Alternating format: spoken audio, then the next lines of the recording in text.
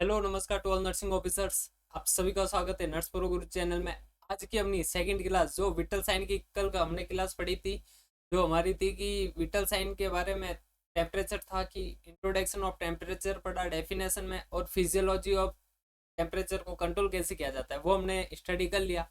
आप उस वाली लास्ट वाली फर्स्ट क्लास को देख लेना जरूरी कंटिन्यू। ठीक है, आज की अपनी क्लास जो रहने वाली है सेकंड क्लास, जो हमारे रहने वाला है कि टाइप ऑफ थर्मामीटर और फीवर के ऊपर है ना। तो अपन देख लेते हैं कि फीवर क्या होता है और टाइप ऑफ थर्मामीटर क्या होता है ना। तो बिना कोई देरी किए कंटिन्यू आप अंत तक बने रहे और चैनल को सब्सक्राइब कर दीजिएगा और अपने दोस्तों के साथ जरूर शेयर कीजिएगा, क्योंकि हम वन बाई वन जो 400 इंपॉर्टेंट टॉपिक है उनका थ्योरी लेके आ रहे हैं। तो किसी भी बात का देर ना कीजिए, और किसी भी तरह का आपको डाउट हो तो आप मुझे व्हाट्सअप मैसेज कर सकते हो, जो मेरे व्हाट्सअप नंबर है, जो यहाँ पे मैं लिख देता हूँ है ना, 9530230676। ये मेरे व्हाट्सअप नंबर है, आप यहाँ पे मुझे मैसेज कर सकते हो अगर किसी भी तरह का डाउट हो तो।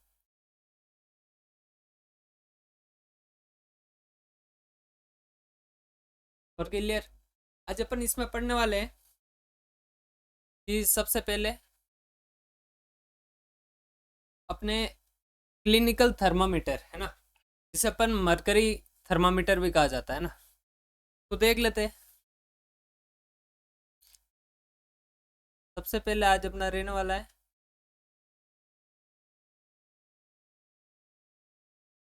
क्लिनिकल थर्मामीटर, इससे अपन और दूसरा नाम क्या बोला, मरकरी थर्मामीटर। और क्लियर,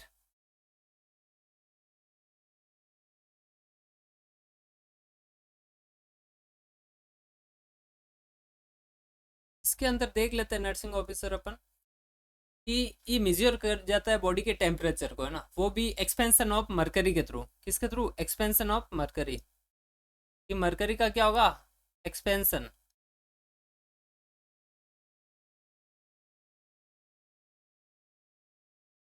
क्लियर। अब नेक्स्ट बात करते हैं कि नॉर्मल इसका रेंज है जो कितना देखने को मिलेगा आपको। तो इसका नॉर्मल रेंज की बात की जाए तो वो आपके रहने वाला है 35 डिग्री सेल्सियस से लेके 42 डिग्री सेल्सियस। अगर फ़ारेनहाइट में बात की जाए तो 94 डिग्री फ़ारेनहाइट से लेके आपके रहने वाला 108 डिग्री फ़ारेनहाइट। आप फ़ारेनहाइट वाली वैल्यू को याद कीजिएगा, क्वेश्चन पूछा जा सकता है। आप स्टार लगा दीजिएगा, जहाँ पे स्टार लगाऊं वहाँ पे आप स्टार लगा दीजिएगा, ताकि वो वेरी इंपॉर्टेंट है चीज़ है ना। अब बात कर लेते कि इसके अंदर किसी भी टाइप का किंग प्रीवियस अपने किंग जैसे ऑब्स्ट्रक्शन साउंड आ रही है, ठीक है ना, ऑब्स्ट्रक्शन आ रहा है नहीं कंस्ट्रक्शन के कारण, तो उसको प्रिवेंट करना है। तो वो प्रिवेंट कैसे होगा भाई? मरकरी है जो प्रिवेंट करेगी उसको, ठीक है ना। मरकरी जो ऑटोमेटिकली क्या देखने को मिलेगा? Degrees level. अगर मरकरी है जो डिग्रीज लेवल देखने को मिला है नहीं, अपन कह सकते कि भाई ये प्रिवेंट कर रहा है किसको? किंग को। किंग एक साउंड होती है जो ऑब्स्ट्रक्शन वाली कंडीशन में देखने को मिलती है, इसे अपन कंस्ट्रक्शन वाली कंडीशन में भी देखने को मिलती है। कंस्ट्रक्शन यानी एक होता है डायलेशन, एक होता है कंस्ट्रक्शन है ना। तो कंस्ट्रक्शन यानी क्या होता है? कष्ट, ठीक है ना। इस वाली कंडीशन में आपको देखने को मिलेगी।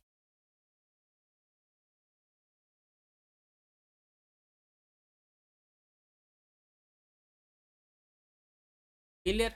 अब नेक्स्ट बात कर लेते कि ये जो सेकंड डाउन बिफोर यूज, मतलब इसको यूज करने से पहले आपको हिलाना होगा, ठीक है ना।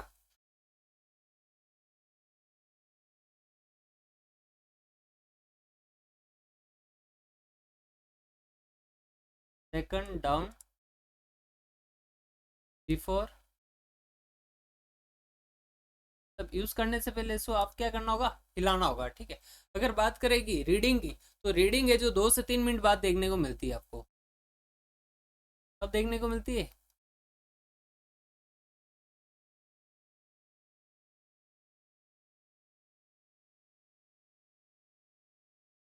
वो आपको देखने को मिलेगी कब? 2 से 3 मिनट के बाद। अगर मिनिमम बात की जाए तो 2 मिनट, अगर मैक्सिमम बात की जाए तो 3 मिनट। क्लियर। अब नेक्स्ट बात कर लेते हैं कि भाई इसका जो रिक्स है, जो ब्रेकिंग रिक्स है, तो वो मरकरी टॉक्सिसिटी देखने को मिल सकता है।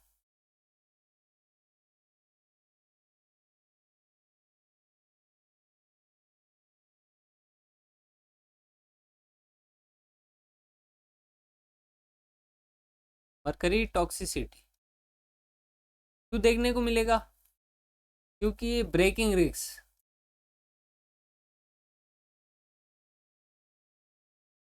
अगर टूट टूट जाए, पड़ जाए, उसके कारण आपको क्या देखने को मिल सकता है? मरकरी की टॉक्सिसिटी। क्लियर। अब बात की जाती है कि भाई ये कॉन्ट्रा इंडिकेशन है जो किसमें है? कॉन्ट्रा इंडिकेशन की बात कर लेते हैं अपन।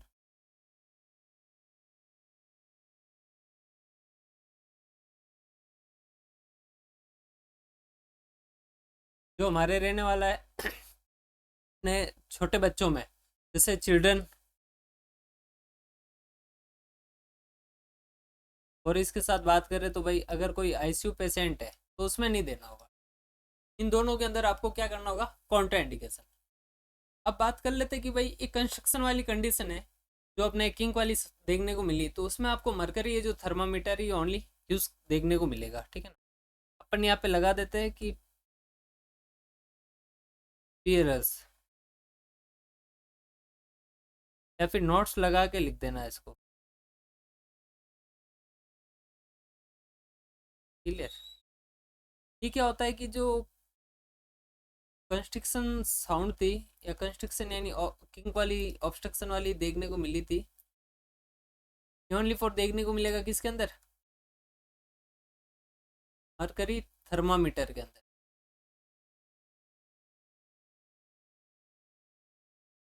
क्लियर।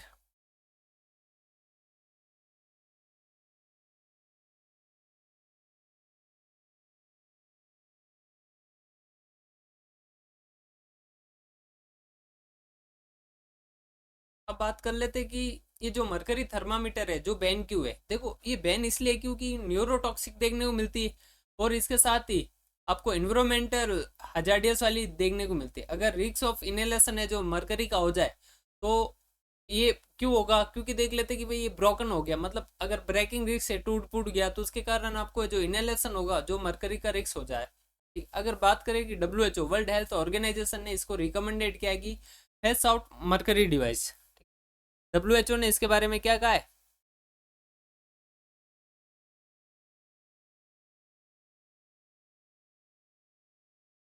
फेस आउट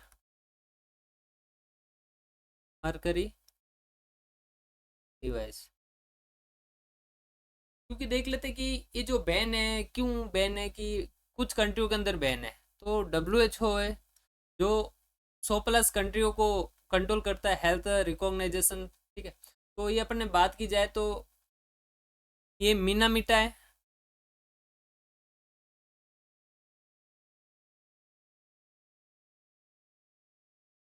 कन्वेंशन, और भी साथ में मैनी कंट्री के अंदर बैंड है। इनको आप नोट्स लगा देना, मीना मेटा कन्वेंशन, उसके साथ में मैनी कंट्री के अंदर आपको बैन है। क्लियर। यहाँ पे स्टार लगा देना। अब बात की जाती है कि भाई बैन रीजन क्या है? जो टॉक्सिसिटी होता है, ठीक है ना, उसके कारण इसका बैन रीजन देखने को मिल सकता है आपको। अब बात कर लेते हैं सेकंड थर्मामीटर हमारा रहने वाला है, जिसका नाम होने जा रहा है इलेक्ट्रॉनिक थर्मामीटर।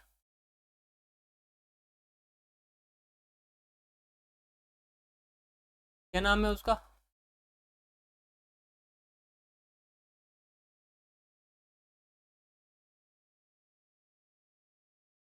इलेक्ट्रॉनिक या फिर डिजिटल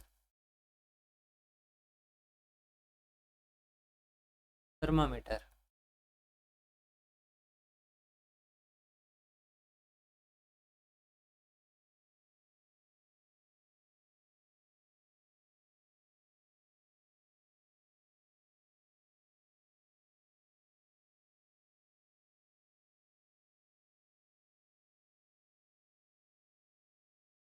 अब देख लेते हैं कि कि इलेक्ट्रॉनिक या डिजिटल थर्मामीटर है तो इसके अंदर है जो थर्मोमिस्टॉल या फिर सेमीकंडक्टर सेंसर लगा होता है। कौन सा सेंसर लगा होता है इसके अंदर? जो इसके सेंसेशन को मतलब अर्ली काउंटर करके और रीड आउट कर लेता है, ठीक है। क्या लगा होता है इसके अंदर? सेमी कंडक्टर सेंसर, या फिर अपन इसे बोल सकते हैं थर्मिस्टर। ये यूज किया जाता है इसके अंदर। अगर ये नहीं है, ये खराब हो रखा है, तो थर्मामीटर ये कुछ फंक्शन नहीं करेगा, ठीक है ना। क्लियर। अगर बात करेगी इसकी रीडिंग की,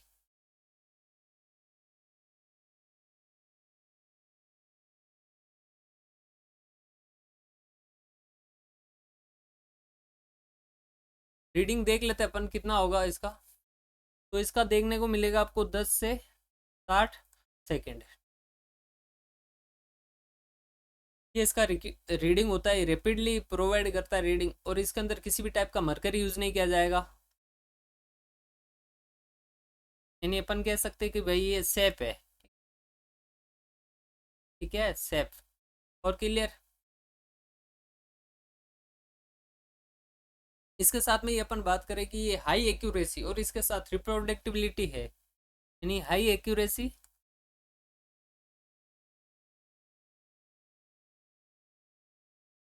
इसके साथ ही हाई रिप्रोड्यूसिबिलिटी। अगर ये बात की तो इसका यूजेज जो कहाँ पे होता है?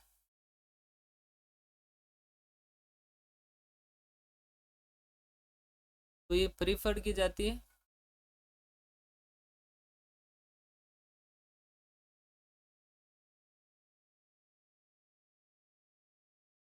आईसीयू के अंदर,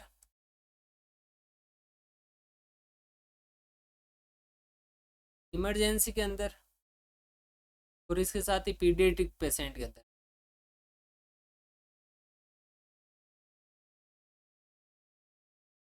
यहाँ पे यूज़ किया जाता है इसका, क्लियर। अगर इसकी बात कर लेते हैं कि भाई ये यूज़ किया जाएगा, तो आपको औरली भी यूज़ किया जा सकता है, और इसके साथ एक्सिलरी, और बात करें तो भाई रेक्टली भी यूज़ किया जा सकता है।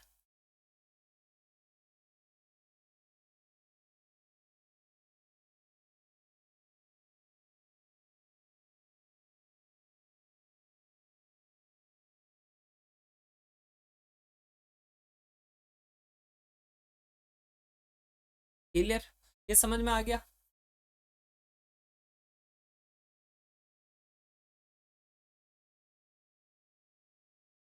औरली भी यूज़ किया जाएगा, एक्सिलरी भी यूज़ किया जाएगा, इसके साथ रेक्टली भी यूज़ किया जाएगा। ये प्रीफर्ड होता है, देख लिया आपने कि आईसीयू के अंदर हो गया, ठीक है।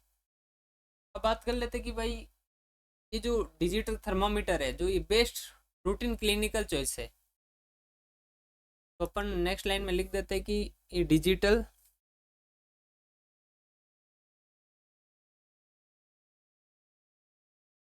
थर्मामीटर है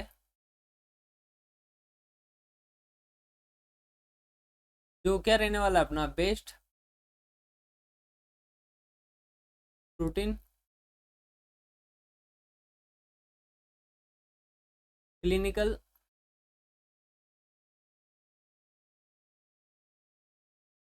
चॉइस।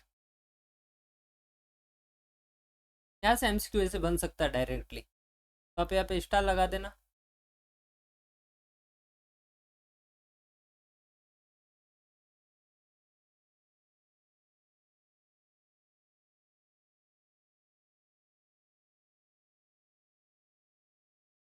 क्लियर हो गया ये चीज़।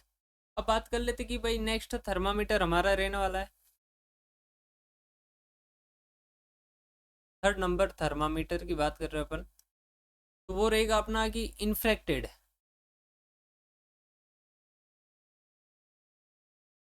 थर्मामीटर।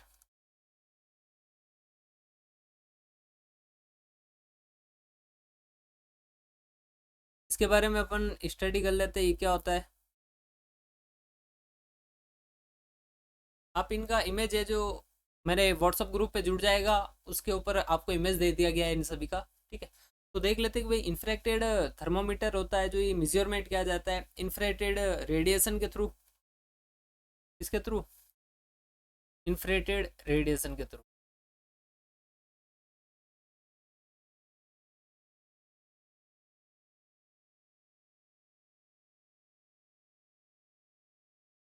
और ये कैसे किया जाएगा, इमिटेटेड बाय बॉडी, मतलब बॉडी के थ्रू। आपको कल वाली क्लास बताई थी मैंने, उसके अंदर आपको मैंने बताया था रेडिएशन क्या होता है, इवेपोरेशन क्या होता है, तो उस क्लास को भी जरूर देखना आप, ठीक है। अब नेक्स्ट बात कर लेते कि ये किसी भी तरह का है जो डायरेक्ट कांटेक्ट नहीं होगा, है ना।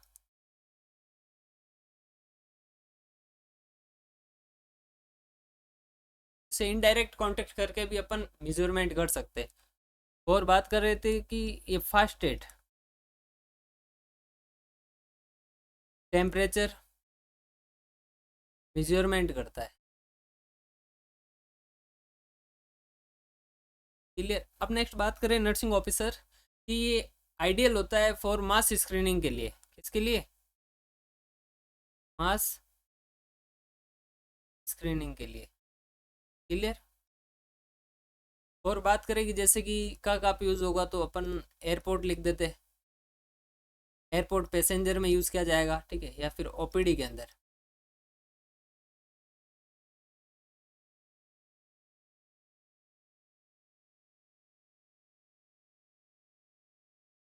क्लियर हो गया कि एयरपोर्ट के अंदर और ओपीडी के अंदर यूज़ किया जाएगा, मास स्क्रीनिंग में यूज़ किया जाता है, ठीक है। और ये फर्स्ट टाइप का टेम्परेचर मेजरमेंट है, ये समझ में आ गया। अब बात कर लेते हैं नर्सिंग ऑफिसर्स कि नेक्स्ट हमारा थर्मामीटर रहने वाला है टिम्पेनिक इन्फ्रेटेड थर्मामीटर। कौन सा thermometer, code number tympanic infrared thermometer, clear. Thermometer आ गया। देख लेते हैं कि ये क्या होता है, टिम्पेनिक इंफ्रेटेड थर्मोमीटर।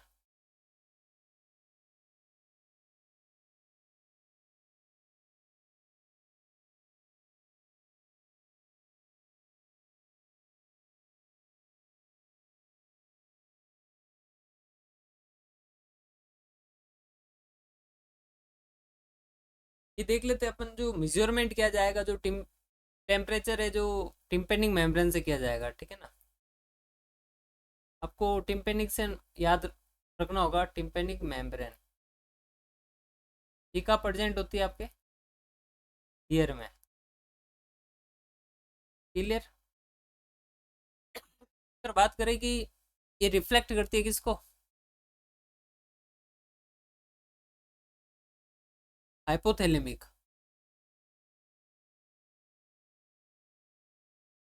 हाइपोथैलेमिक टेम्परेचर को रिफ्लेक्ट किसको करेगी, हाइपोथैलेमिक टेम्परेचर को। अब नेक्स्ट बात कर लेते हैं कि भाई ये सप्लाई करती है किसको, इंटरनल कैरोटिड आर्टरी को।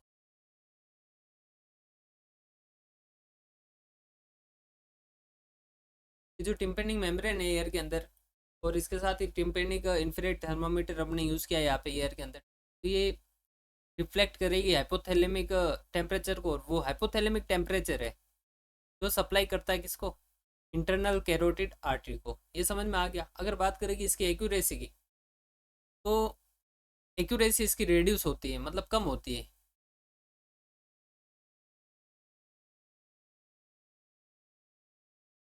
की डिग्रीज होती है, क्यों होती है, देखो नर्सिंग ऑफिसर डिग्रीज इसकी, क्योंकि ईयर के अंदर अपने क्या होता है, वैक्स, और आपको रॉन्ग पोजीशन देखने को मिलेगी।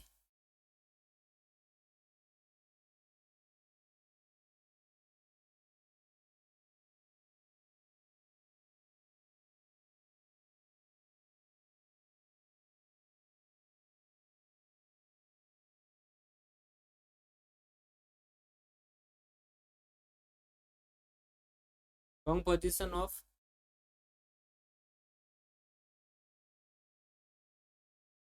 पोजीशन है जो रॉन्ग देखने को मिलेगी आपको, मतलब सही पोजीशन यूज नहीं किया जाएगा। उस वजह से जैसे कि छोटे बच्चों के अंदर अलग पोजीशन होती है, एडल्ट के अंदर अलग होती है, दोनों में पोजीशन है जो सही से यूज नहीं किया जाए लैक ऑफ नॉलेज के कारण, तो वो देखने को मिलेगा, ठीक है ना। तो अपन देख लेते हैं नेक्स्ट, इसके अंदर टेम्पेनिक, ये टिम्पेनिक टेम्परेचर है जो किस टाइप का टेम्परेचर रहने वाला हमारा, तो अपन कह सकते हैं कि एक और टेम्परेचर रहने वाला है।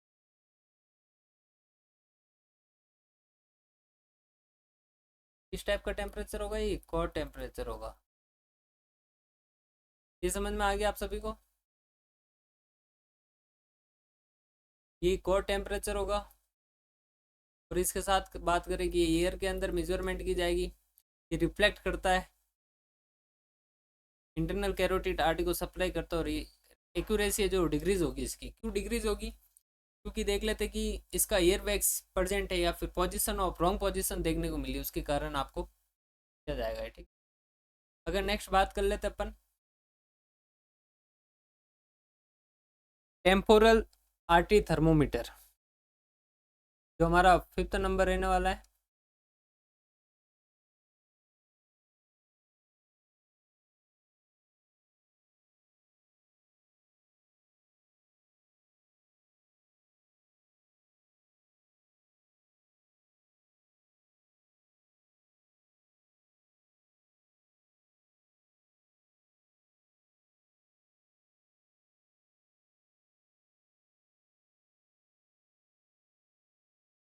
तो इसके बारे में अपन स्टडी कर लेते हैं कि ये जो टेम्पोरल आर्टरी थर्मोमीटर होता है,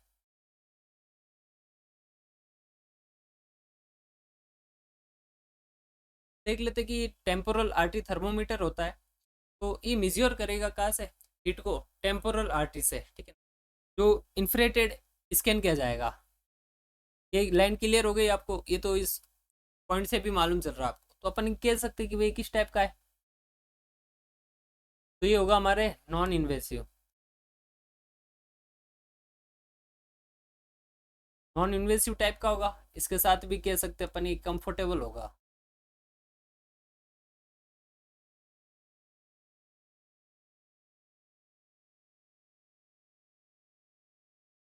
क्लियर। अब नेक्स्ट बात करें कि यूज होगा किसके अंदर, चिल्ड्रन के अंदर।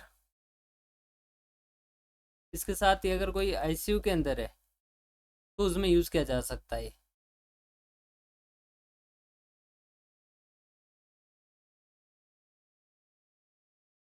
यहाँ पे अपन हाईलाइट कर लेते हैं कि यूज क्या जाएगा चिल्ड्रन के अंदर और आईसीयू के अंदर, ठीक है।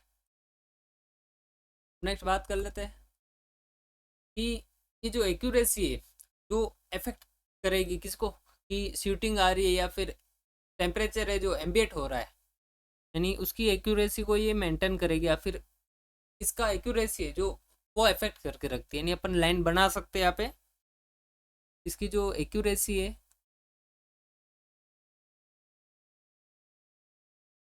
एक्यूरेसी अफेक्टेड बाय शूटिंग, और साथ में एम्बिएट टेम्परेचर। क्लियर। तो अपन कह सकते हैं कि वही सिंपल लैंग्वेज के अंदर जो शूटिंग होगी यानी पसीना आएगा, या फिर टेम्परेचर है जो चेंज हो रहा है, उसके कारण ये एक्यूरेसी जो डिस्टर्ब हो सकती है। क्लियर। अब इनका देख लेते हैं कि तीनों का कंपैरिजन है ना, ताकि ये पूरा टॉपिक अच्छे ढंग से आपका क्लियर हो जाए।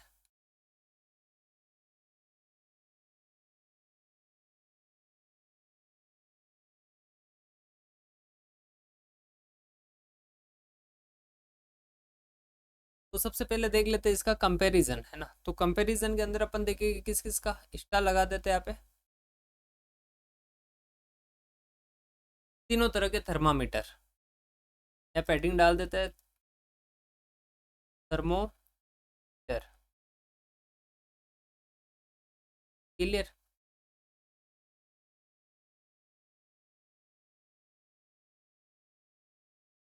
और यहाँ पे डाल देते हैं मरकरी।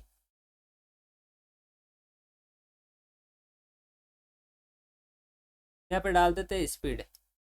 स्पीड के ऊपर भी बात करेंगे अपन, और यहाँ डाल देते हैं एक्यूरेसी।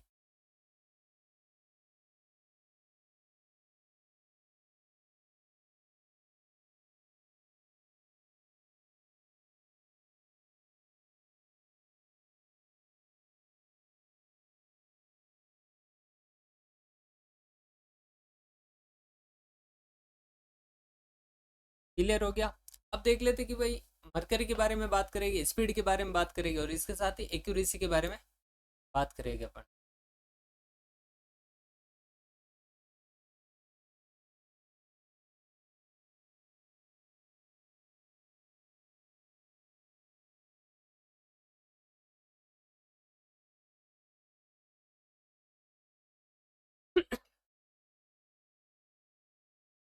यहाँ पे लिख देते हैं सबसे पहले क्लिनिकल थर्मोमीटर, है ना।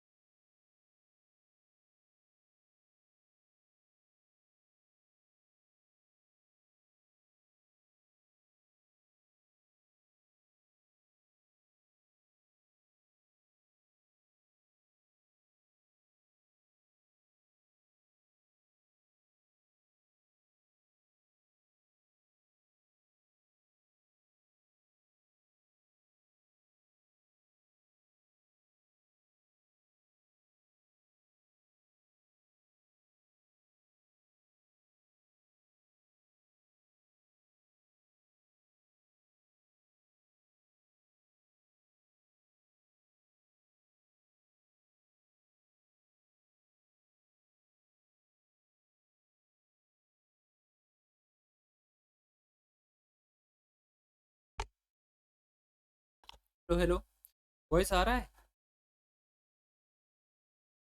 तो देख लेते अपन कंपैरिजन के बारे में, ना।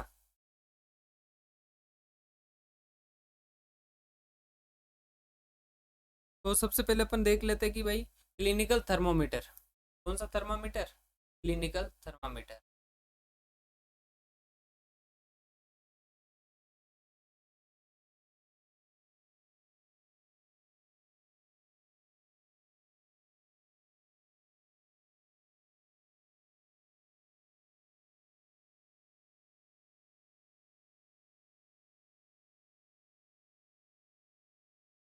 क्लिनिकल थर्मामीटर, इसके अंदर देखो मरकरी प्रेजेंस होगी, ठीक है। अगर स्पीड की बात करें तो ये स्लो स्पीड देखने को मिलेगी आपको, क्लियर।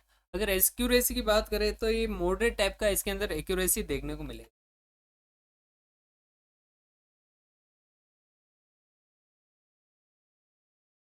अब नेक्स्ट बात कर लेते हैं कि सेकंड थर्मामीटर की, जो हमारे डिजिटल थर्मामीटर। इसके अंदर मरकरी जो प्रेजेंट नहीं होगी। अगर बात करें इसका तो फास्ट होगा इसका स्पीड, और स्पीड के साथ बात करें एक्यूरेसी की तो इसका एक्यूरेसी भी हाई होगा, है ना। नेक्स्ट थर्ड हमारा रहने वाला है थर्मोमीटर इन्फ्रेक्टेड।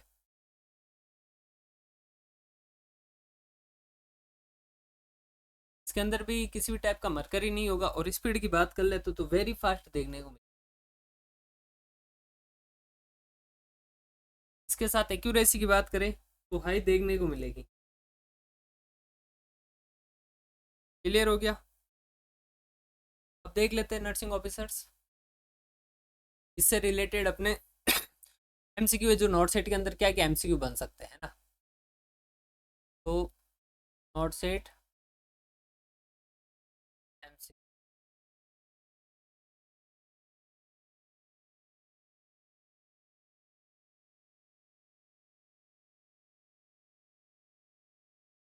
यहाँ पे स्टार लगा देना और हाईलाइट कर देते।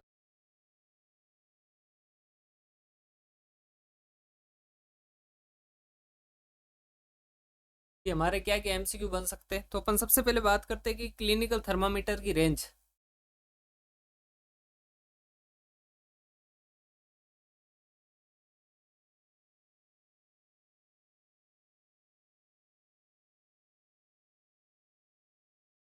की रेंज कितनी होती है, तो अपन ने बताया था भाई 35 से 42 डिग्री सेल्सियस। नेक्स्ट बात करते हैं कि थर्मोमीटर है जो कंस्ट्रक्शन होगा किसके साथ, मतलब किस टाइप का थर्मामीटर होता है जो कंस्ट्रक्शन होता है, वो मरकरी थर्मामीटर होता है ना। तो उसके अंदर आपको कंस्ट्रक्शन देखने को मिलेगा। कंस्ट्रक्शन विच थर्मामीटर,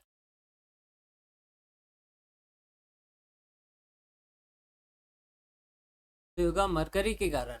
नहीं अपन कह सकते हैं कि भाई मरकरी थर्मोमीटर के अंदर देखने को मिलेगा आपको। अब नेक्स्ट बात कर लेते हैं कि भाई फास्टेस्ट थर्मोमीटर कौन सा होता है, सबसे फास्ट काम करता है।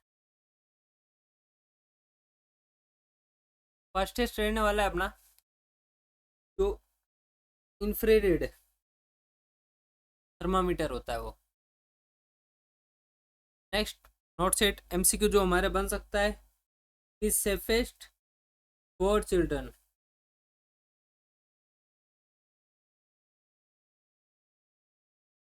जो हमारा रहेगा कौन सा, डिजिटल। डिजिटल वाला है जो यूज करना है, ठीक है। या फिर अपन कह सकते हैं कि भाई इंफ्रेटेड वाला भी यूज किया जा सकता है। डिजिटल वाला नहीं है तो सेकंड प्रायोरिटी अपन किसको देंगे, इंफ्रेटेड वाले को।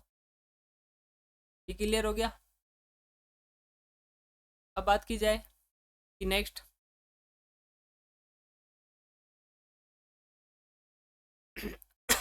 जो मरकरी ये जो बैन होने के कारण क्यों है, तो ये टॉक्सिसिटी हो जाती है, उसके कारण मरकरी को बैन किया गया है।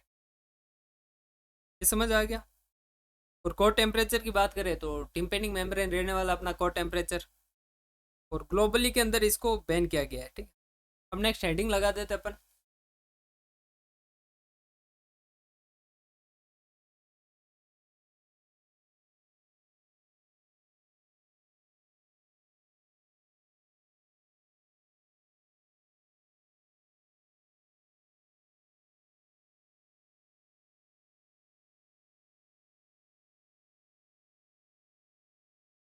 फीवर या पायरेक्सिया।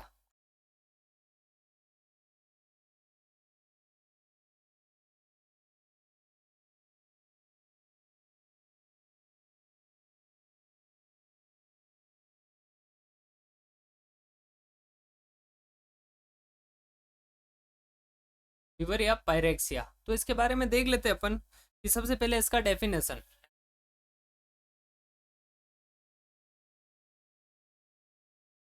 तो इसका डेफिनेशन की बात करें तो फीवर को है जो रेगुलेट करता है कौन, हाइपोथैलेमस। अगर हाइपोथैलेमस में कुछ प्रॉब्लम हुई या फिर बॉडी के अंदर किसी भी टाइप का कॉज हो गए, वो अपन पढ़ने वाले कंटिन्यू वन बाय वन। तो अपन देख लेते हैं कि फीवर है जो बॉडी के अंदर कौन कंट्रोल करता है, हाइपोथैलेमस।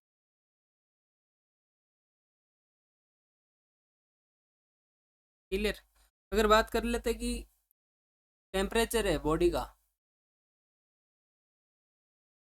जो बढ़ा, या फिर इसका कारण क्या होगा, ड्यू टू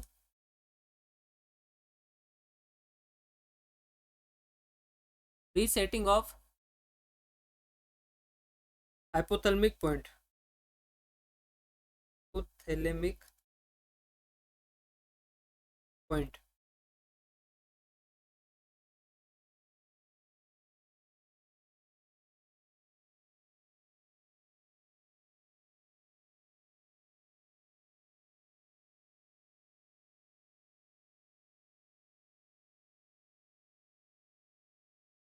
रीसेटिंग ऑफ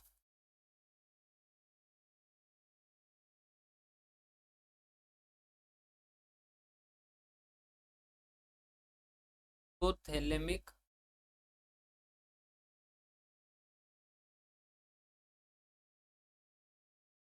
ये क्लियर हो गया। अब नेक्स्ट बात कर लेते अपन कि इसका कॉज है जो क्या रहने वाला है। तो अपन कॉज की बात कर लेते हैं, तो पायरोजन एक्टिंग हाइपोथैलेमस रहने वाला है। ठीक है, क्या पायरोजन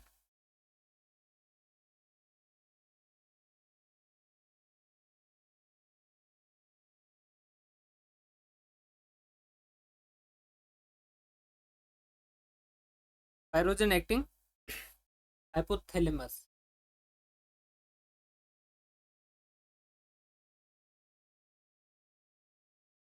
ये क्लियर हो गया। अब नेक्स्ट बात कर लेते हैं नर्सिंग ऑफिसर्स की। फीवर है तो इसके अगेंस्ट है जो कौन सा मेडिसिन देना होगा अपन को? इसके अगेंस्ट देना होगा अपन कौन सी? Anti pyretic.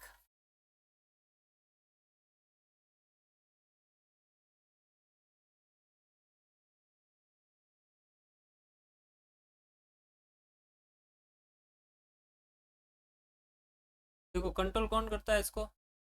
हाइपोथैलेमस।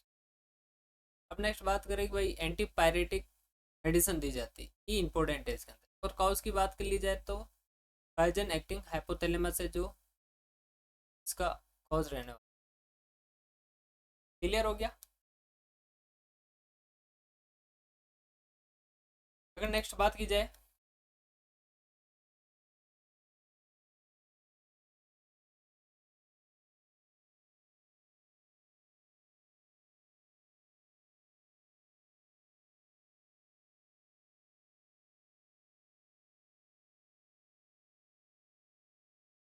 कि फीवर है जो हाइपोथे सॉरी अपने हाइपरथैलेमिया है, जो दोनों डेफिनेशन है जो डिफरेंट डिफरेंट होती है। ठीक है, तब फीवर का डेफिनेशन अलग होगा और हाइपरथर्मिया का डेफिनेशन अलग होगा।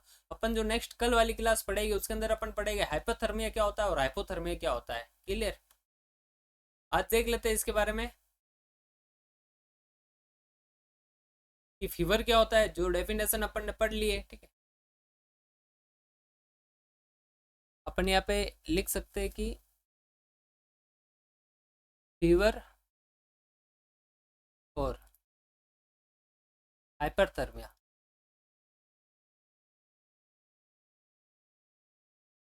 दोनों डिफरेंट कंडीशन है। यानी हाइपरथर्मिया के अंदर अपन बोले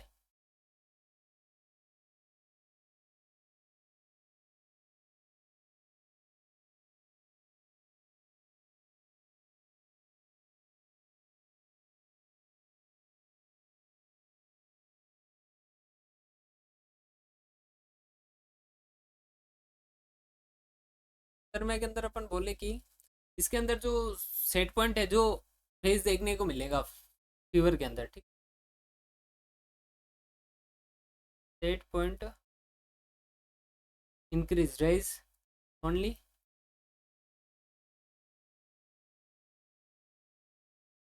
इसके अपन टाइप भी पढ़ेगी, हाइपरथर्मिया कितने टाइप का होता है वो कल वाली क्लास होगी अपने। तो आप कंटिन्यू बने रहे और चैनल को सब्सक्राइब कर दे। अब नेक्स्ट पढ़ने वाले अपन कि पैथोफिजियोलॉजी क्या रहने वाली है फीवर की।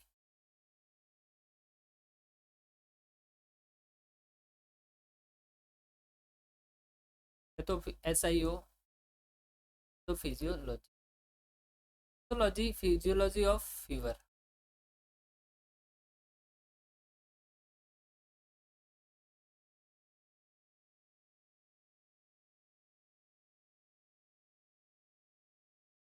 अब फीवर की पैथोफिजियोलॉजी के बारे में अपन इसको हाईलाइट कर देते हैं, हमारा इंपॉर्टेंट रहने वाला है आज का। और देख लेते कि जो एक्सोजिनस पाइजन रहने वाला है, जैसे बैक्टीरिया हो गया, वायरस हो गया और टॉक्सिन्स हो गया, जिसके स्टिमुलेंट के कारण देखने को मिलेगी। ये कह सकते हैं भाई स्टिमुलेट ऑफ पाइजन। क्लियर? जो बैक्टीरिया भी हो सकता है हमारा,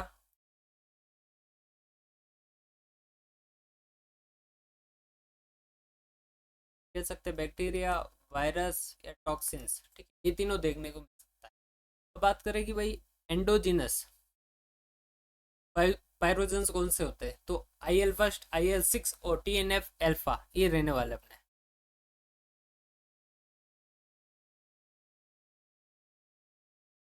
एंडोजीनस पायरोजेंस, तो हमारा रहेगा कौन सा, IL फर्स्ट, IL6 और DNF, ये अल्फा है, क्लियर। ये हमारे तीनों।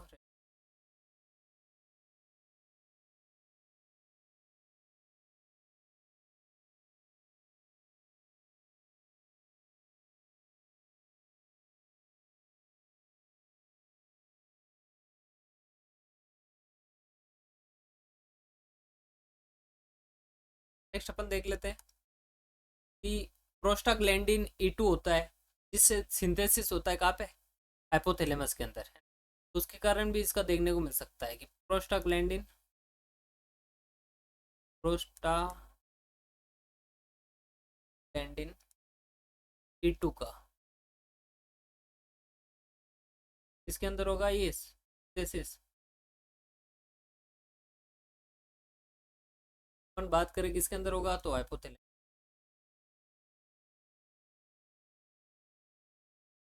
समझ आ गया। अब बात कर लेते हैं कि भाई फेस होगा पॉइंट, उसके कारण इसमें फीवर आ सकता है, ठीक है ना, में ग्रेस पॉइंट होने का। अगर कन्वर्जन की बात करें, हीट कन्वर्जन और हीट प्रोडक्शन के कारण भी आ सकता है,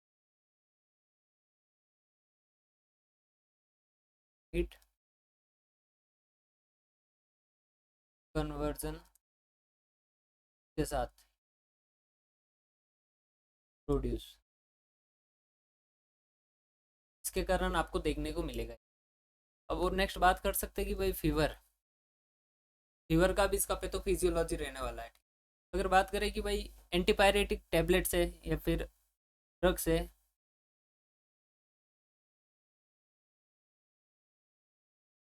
जो फीवर को तो डिग्रीज करती है, ठीक है, लेकिन वो किस को इनिबिट करेगी, तो अपन ये कह सकते हैं कि भाई इनिबिटिंग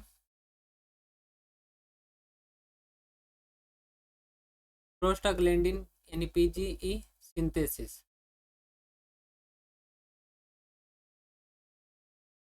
ये सिंथेसिस नहीं होने देगा, उसके कारण ये आपको रोक देगी, ठीक है। इन्फ्लामेशन करवाता है PG, इन्फ्लामेशन हो गया, इडिमा हो गया।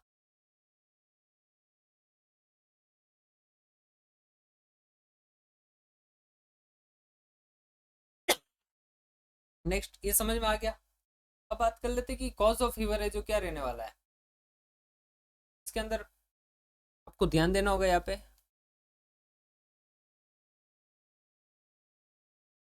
क्या लगा देना, कॉज ऑफ फीवर। सबसे मोस्ट कॉमन कॉज है जो अपना रहने वाला है, most common cause of fever,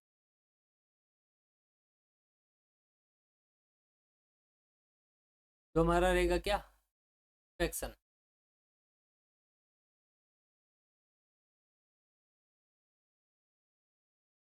clear. अब बात करें कि और इन्फ्लेमेटरी डिसऑर्डर हो गया, उसके कारण भी देखने को मिल सकता है।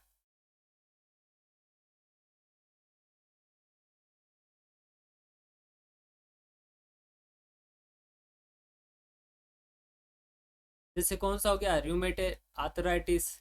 इसके साथ अपन बात करें कि SLE सिस्टमेटिक ल्यूपस इरेथोमेटस, इसके अंदर भी देखने को मिलता है। मार्क्स लैक देखने को मिलता है इसमें।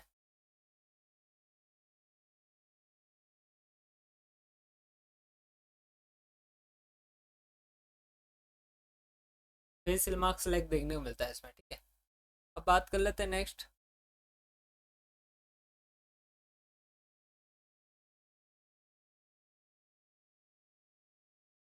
कि थर्ड कॉज रहने वाला है मैलिग्नेंसी।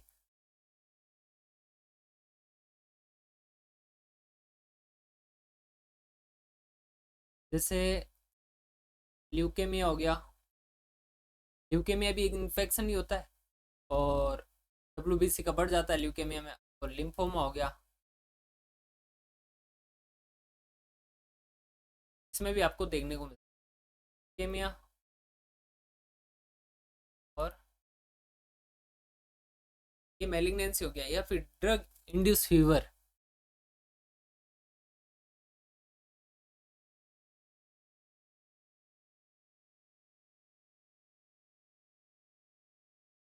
फीवर में भी देखने को मिल सकता है आपको, ड्रग इंड्यूस फीवर में भी, जैसे एंटीबायोटिक के कारण भी आ सकता है।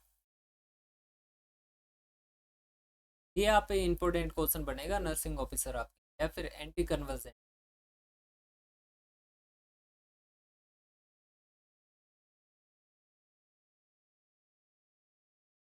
या फिर एंटीबायोटिक या एंटी कन्वर्ट। क्लियर, दोनों के कारण भी आपको देखने को मिल सकता है।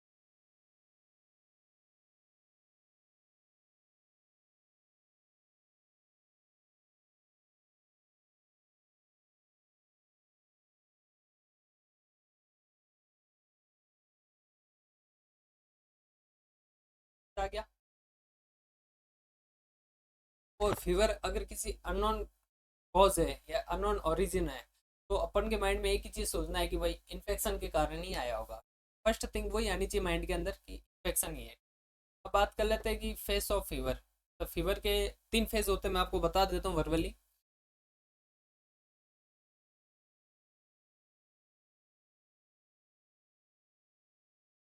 हेडिंग लगा देते हैं अपन जब तक। फेस ऑफ, टोटल 3 फेज होते हैं। में देख लेते हैं सबसे पहले ऑनसेट, इसे चिलिंग फेज भी बोला जाता है। सेट को अपन क्या बोलते हैं, चिल फेज। क्लियर। अब देख लेते हैं कि सेकंड फेज जो हमारा रहने वाला है, प्लेटियो, ATEAU। मेरा कोई स्पेलिंग मिस्टेक हो सकता है, लेकिन आप ये सोचिए कि स्पेलिंग तो हो जाएगा, लेकिन ये क्वालिटी ब्रांड है नट्स प्रो ग्रू की, जो ये कभी भी कॉम्प्रोमाइज़ नहीं होगा। ठीक है, स्पेलिंग तो गलत हो सकता है। फेस्टिजियम, जो प्लेटिया स्टेज है जिसे अपन फेस्टिजियम भी बोला जाता है। नेक्स्ट, थर्ड स्टेज जो हमारी रहने वाली है, हिपर वेस्केंस।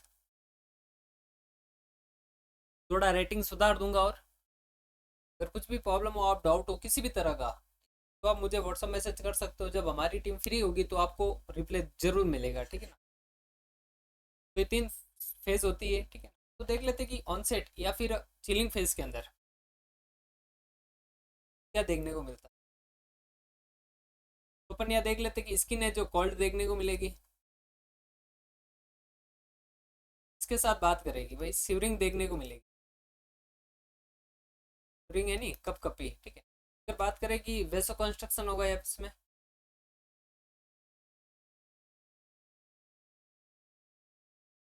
और बात करें पेशेंट है जो कोल्ड फील करेगा।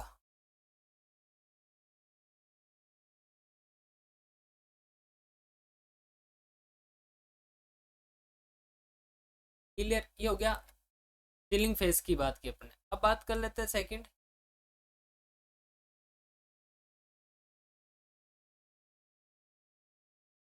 कि प्लेटिव या फेस्टिज्म फेज। इसके अंदर क्या होता है कि टेम्परेचर है जो मेंटेन किया जाता है।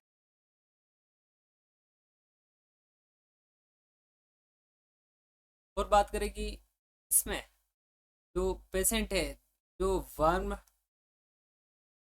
या फिर कह सकते हैं कि इसकी स्किन है जो फ्लश्ड स्किन, यानी एकदम रेडनेस स्किन देखने को मिलेगी। और नेक्स्ट, डिफरफिजेंस की बात करें तो इसके अंदर पेशेंट को शूटिंग देखने को मिलेगी, बहुत ज़्यादा ही पसीना आएगा। और बात कर लेते हैं कि भाई वेजोडाइलेशन देखने को मिलेगी। और बात करें कि टेम्परेचर है जो फॉल होगा यहाँ पे। तो देखो यहाँ पे टेम्परेचर 4 हो रहा है, वेजोडाइलेशन हो रहा है, शूटिंग हो रहा है, तो अपन कह सकते हैं कि टेम्परेचर ऑलरेडी हाइपोथर्मिया वाली सिचुएशन में जा रहा है, तो आपको पीसीएम नहीं देनी है इस स्टेज में। तो अपन कह सकते हैं कि भाई इस स्टेज में आपको जो कौन सी ड्रग नहीं देनी है, पीसीएम नहीं देनी है, ठीक है ना। पीसीएम नहीं देनी है। क्लियर, ऑटोमेटिक डिग्रीज हो रहा है। अब बात कर लेते हैं कि अगर चिलिंग फेज है तो इसके अंदर राइज होगा ऑटोमेटिक टेम्परेचर का, ठीक है। और फॉलिंग वाली कंडीशन है तो जैसे कि शूटिंग हो गया, जैसे कि डिफरफिसेंस हो गया स्टेज थर्ड, इसके अंदर फॉल देखने को मिलेगा फीवर का। तो अपन इसको नोट कर सकते हैं ना, कि नोट लगा देना यहाँ पे।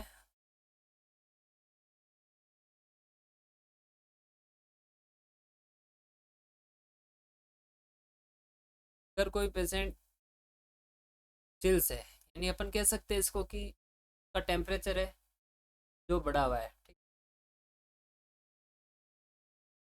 अगर बात करें नेक्स्ट कि स्टेज थर्ड,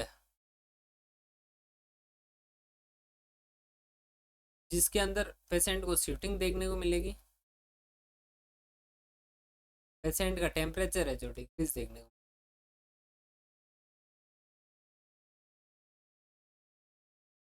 क्लियर, ये समझ में आ गया। अब बात कर लेते कि type of fever, very very important रहने वाला है ये। टाइप ऑफ, देख लेते कि बहुत सारे टाइप होते हैं, कौन कौन सी डिजीज के अंदर कौन सा टाइप आपको देखने को मिलेगा। कंटिन्यूस फीवर होता है, इंटरमीडिएट फीवर होता है। अपन वन बाय वन पढ़ लेते हैं इसको। सबसे पहले अपन हेडिंग डाल देते हैं कंटिन्यूस फीवर।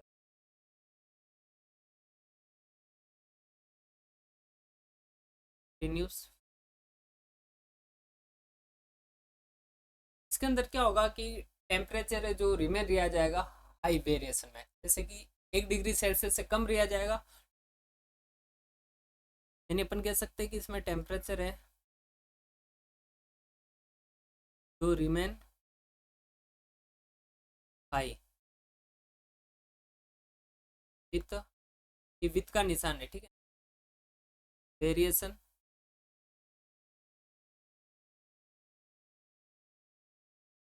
1 डिग्री सेल्सियस से डिग्रीज, ठीक है।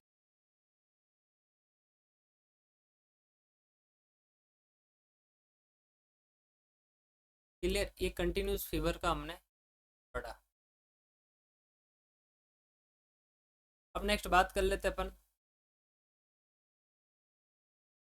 कि इस फीवर है जो किस में देखने को मिलता है। तो अपन कह सकते हैं कि भाई सिंपल लैंग्वेज के अंदर ये जो टाइफाइड के अंदर देखने को मिलता है,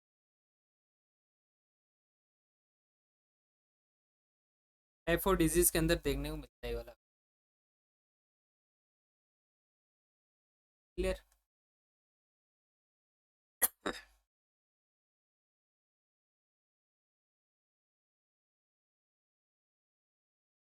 नेक्स्ट बात कर लेते हैं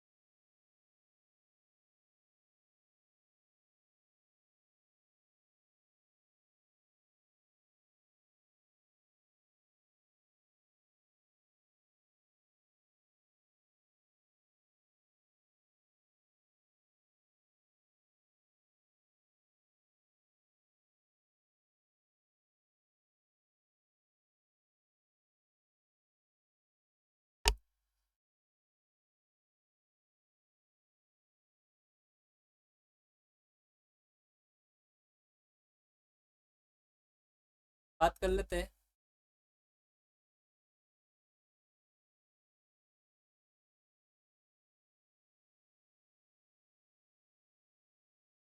कि अभी क्या बात कर रहे थे नर्सिंग ऑफिसर अपन कि हाँ टाइप ऑफ फीवर है ना। तो टाइप ऑफ फीवर के अंदर अपन ने बात की थी भाई सबसे पहले कि कंटिन्यूस फीवर जो अपन को देखने को मिला किसके अंदर, कि टाइफाइड पेशेंट के अंदर, टाइफाइड डिजीज है इसके अंदर देखने को मिला।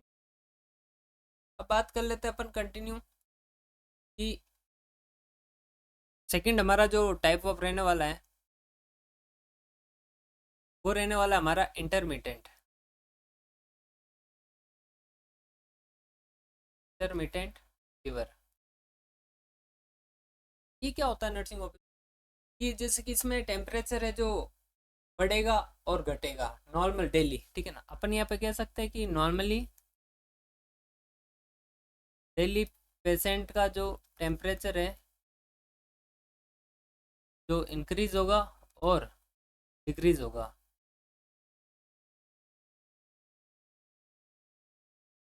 क्लियर, इस लाइन को आप याद रखना इंट्राडे में, ठीक।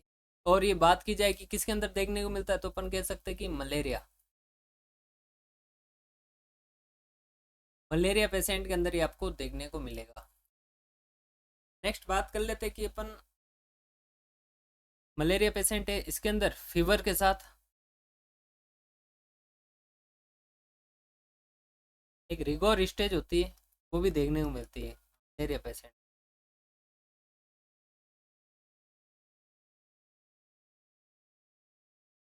क्लियर हो गया। अब बात करते हैं नेक्स्ट, थर्ड टाइप हमारा रहने वाला है कि रेमिटेंट फीवर। ये क्या होता है नर्सिंग ऑफिसर, रेमिटेंट फीवर की इसके अंदर जो फ्लेक्सेशन होता है टेम्परेचर का, जो 1 डिग्री सेल्सियस से ज़्यादा होगा, है ना, यानी अपन कह सकते हैं कि फ्लक्चुएशन,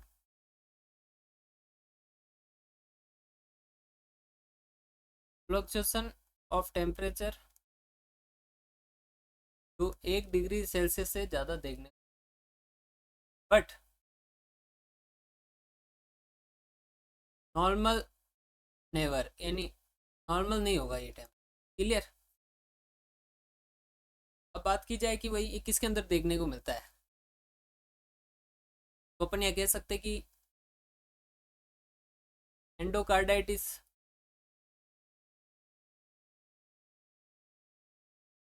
इन्फेक्शन वाली कंडीशन के अंदर देख, यानी इन्फेक्टिव एंडोकार्डाइटिस, इन्फेक्टिव एंडोकार्डाइटिस इसके अंदर देखने को मिलता है ये रेमिटेंट फीवर।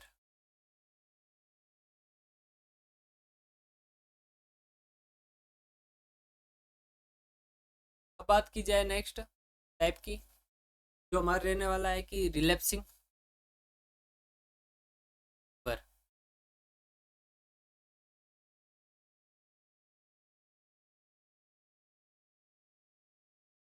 रिलैप्सिंग फीवर होता है, इसकी बात कर लेते हैं अपन कि इसके अंदर फीवर है जो पेशेंट को एफिब्रिल कंडीशन के बाद भी आ सकता है और साथ में भी आ सकता है, यानी कह सकते हैं कि भाई मोस्टली जो सेपरेटेड करता है एफिब्रिल वाले पीरियड को, है ना, सेपरेटेड बाय एफिब्रिल, एफिब्रिल टेम्प। ये फिब्रिल वाली कंडीशन के अंदर क्या होगा, फिब्रिल वाली सिचुएशन नहीं आएगी। ये देखने को मिलता है बोरेलिया इन्फेक्शन में।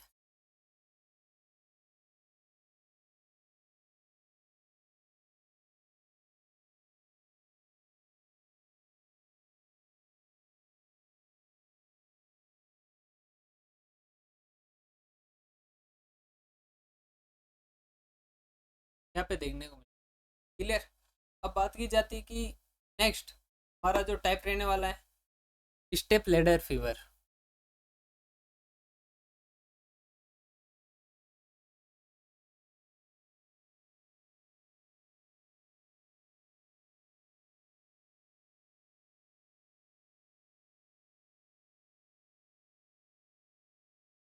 जो इसके अंदर पेशेंट का जो टेम्परेचर है जो डे बाय डे जो ग्रेजुअली बढ़ा देखने को मिलेगा, ये अपन कह सकते हैं कि पेशेंट्स का टेम्परेचर है जो gradually rise of temperature day by day. ये क्लियर हो गया। अब बात करते हैं कि इसके अंदर इच डे जो पेशेंट का टेम्परेचर हायर देखने को मिलेगा देन प्रीवियस, मतलब प्रीवियस टेम्परेचर को देखते हुए अपन को नेक्स्ट डे वाला टेम्परेचर है जो पेशेंट से ज़्यादा देखने को मिलेगा, यानी अपन इसके कह सकते हैं कि भाई ये भी किसके अंदर देखने को मिलता है, टाइफाइड के अंदर।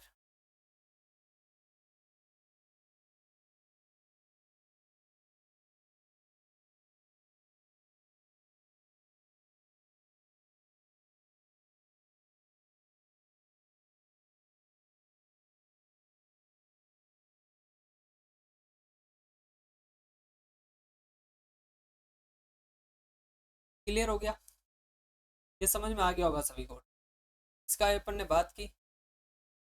अब बात कर लेते हैं नेक्स्ट की फीवर के अंदर है जो एंटीपायरेटिक दी जाती है, अगर हाइपरथर्मिया है जो किसी भी तरह का रिस्पॉन्ड नहीं कर रहा है, ठीक है ना, एंटीपायरेटिक से, तो अपन को चेकअप करवाना है, ठीक है ना, प्रायोरिटी बेस्ड अपन को सीबीसी करवानी होगी। फिर बात की जाएगी फीवर है जो प्रोटेक्ट करके रखता है इम्यूनो रिस्पॉन्स को। क्लियर? फिर नेक्स्ट बात की जाती है कि फीवर के अंदर आपका मेटाबॉलिक रेट है, वेरी इंपॉर्टेंट। फीवर के अंदर स्टार लगा देना है। मेटाबॉलिक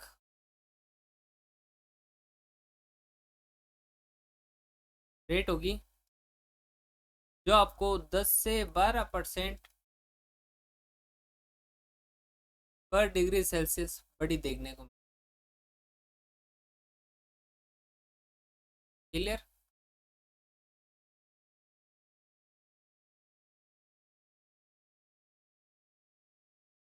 अब बात कर लेते हैं कि नेक्स्ट राइगर है किसके अंदर देखने को मिलता है, तो अपन कह सकते हैं राइगर है जो देखने को मिलेगा मलेरिया पेशेंट के अंदर। एंटीपायरेटिक है जो ब्लॉक करके रखती है प्रोस्टाग्लैंडिन को। अब बात करते हैं कि मैकेनिज्म ऑफ फीवर है, वापस जो एमसीक्यू बन सकता है नॉट सेट के अंदर, है ना, तो देख लेते कि नॉट सेट के अंदर एमसीक्यू बन सकता है जो वाली चीजें देख लेते हैं।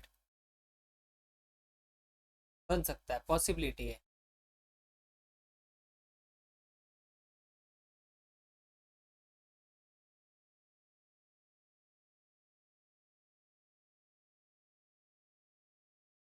बात की जाती है कि भाई मैकेनिज्म ऑफ फीवर है जो क्या रहेगा, मैकेनिज्म ऑफ फीवर जो हमारा रहेगा reset of hypothalamic set point.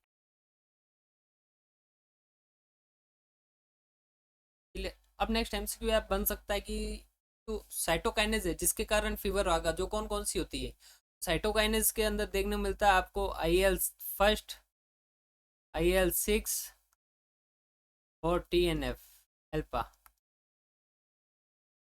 ये तीनों देखने को मिलता है आपको।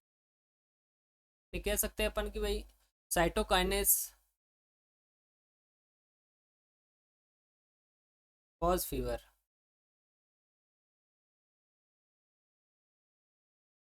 क्लियर हो गया ही? अब बात करते हैं कि स्टेप लैडर फीवर है जो किसमें देखने को मिलेगा,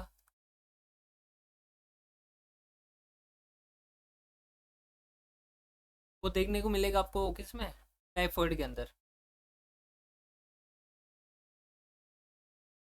अब नेक्स्ट बात करते हैं कि भाई फीवर है जो अनरिस्पॉन्सिव हो रहा है किसके अंदर, अपने एंटीपायरेटिक के थ्रू, यानी अपन कह सकते हैं antipyretic due to unresponse response of fever.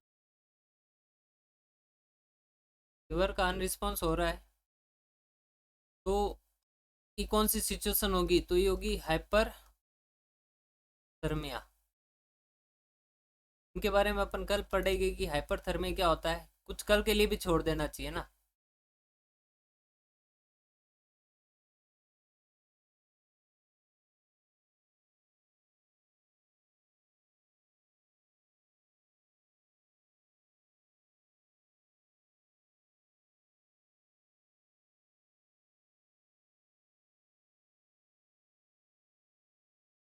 Mechanism of fever ये भी ध्यान रखना आप, ये चीज़ें इंपॉर्टेंट बन सकती है आपसे। तो आज की क्लास नर्सिंग ऑफिसर्स अपन ये समाप्त करने वाले, और आप कंटिन्यू बने रहे, अपने दोस्तों को और साथ जोड़िए ताकि मजा आएगा आपको पढ़ने में, ठीक है ना, कि हम फ्री ऑफ कॉस्ट, किसी भी चीज़ का लालच नहीं है कि आप जीवन में, बस एक ही चीज़ है कि आप आगे बढ़े, आपके पेरेंट्स का नाम रोशन करें, और आपको भविष्य की भी चिंता देता हूँ कि आपका अप्रैल के अंदर आप कंटिन्यू पढ़ते रहे तो आपका सिलेक्शन श्योर होगा गारंटी के साथ।